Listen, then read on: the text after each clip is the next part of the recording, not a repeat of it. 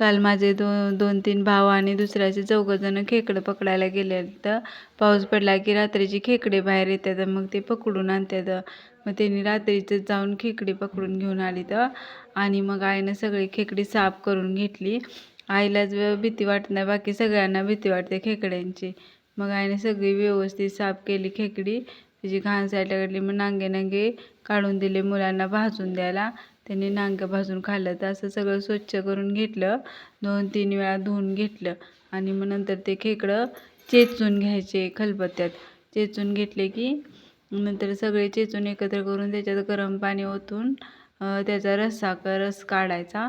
आणि नंतर मग व्यवस्थित गाळून घ्यायचा. गाळून घेतल्यानंतर मग चुलीवर पातेलं ठेवलं. पातेल्यात तेल टाकलं, मसाला थोडासा टाकला आणि खोबरं आणि लसूणच टाकला मसाला, हळद, चटणी, मीठ असं सगळं टाकून नंतर व्यवस्थित हलवून घ्यायचं. आणि थोडंसं बेसनचं पीठ टाकायचं. बेसनचं पीठ टाकल्यानंतर तो आपण गाळून ठेवलेला असतो ना रस्सा, तो त्याच्यात ओतायचा आणि चांगली उकळी येऊन द्यायची व्यवस्थित. अशी उकळी आली का नाही की मस्तपैकी रस्सा होतो.